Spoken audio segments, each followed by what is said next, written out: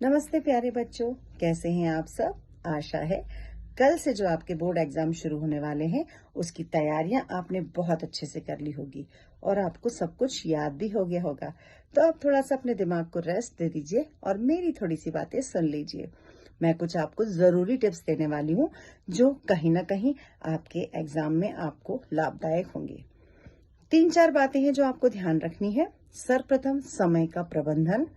दूसरा, भरपूर नींद। एग्जाम के एक दिन पहले आपको भरपूर नींद लेनी है, कम से कम 7 से 8 घंटे की। तीसरा, किसी भी तरह का तनाव, टेंशन, लड़ाई झगड़ा नहीं करना है।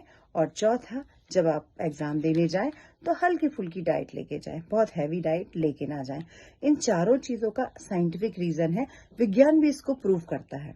जैसा कि आप सब जानते हैं कि हमारे 2 तरह के माइंड होते हैं, कॉन्शियस माइंड या जिसे चेतन मन कहा जाता है और सब कॉन्शियस माइंड जिसे अचेतन मन कहा जाता है।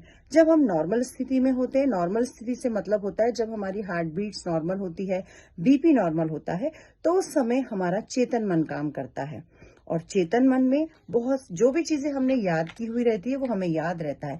लेकिन जैसे ही डर, तनाव या किसी झगड़े वगड़े के कारण हमारा हार्ट बीट्स नॉर्मल से ज्यादा हो जाती है या बीपी बढ़ने लगता है, तो हमारा सब कॉन्शियस माइंड काम करने लगता है और जब चेतन मन की अवस्था में जो चीजें हमने याद की हुई होती है वो उसको भुला देता है। इसीलिए एग्जाम में किसी भी स्थिति में आप तनाव से दूर रहें। अगर आपको लगता है कि मुझे कुछ टेंशन हो रहा है तो 10 मिनट के लिए आप अपनी आंखें बंद कर ले, रेस्ट ले ले, नॉर्मल हार्ट बीट कर ले, तो आपको पुराना सब कुछ याद आने लगेगा। तो किसी भी स्थिति में टेंशन नहीं लेना है। एक रात पहले, परीक्षा से एक रात पहले आपको कम से कम 8 घंटे की भरपूर नींद लेना है। जिस तरह एक मशीन को काम करने के लिए रेस्ट की जरूरत होती है, उसी तरह हमारे दिमाग को भी रेस्ट की जरूरत है।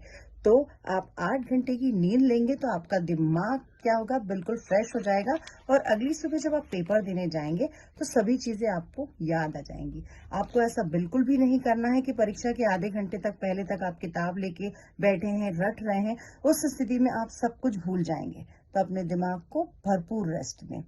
तीसरा, बिल्कुल टेंशन लेके नहीं जाना है, रिलैक्स मोड में जाना है आपको पेपर देने। अगर आपका पेपर कभी किसी कारणवश बिगड़ भी जाए तो आप, ठीक है, जो हो गया तो हो गया, अगले पेपर को सुधारने का प्रयास करेंगे। किसी भी स्थिति में डिप्रेशन में नहीं जाएंगे। और चौथा, जब आप एग्जाम देने जाएं तो खाली पेट ना जाएं, कुछ ना कुछ हल्का फुल्का खाना खाकर जाना है। हैवी डाइट आपको लेकर नहीं जाना है, वरना आपकी सारी एनर्जी आपके भोजन को डाइजेस्ट करने में लगेगी। तो अगर आप मेरी ये सब बातें ध्यान रखेंगे तो आप परीक्षा में बहुत अच्छे अंकों से उत्तीर्ण होंगी। मेरी यही शुभकामना आपको है। धन्यवाद। Best of luck.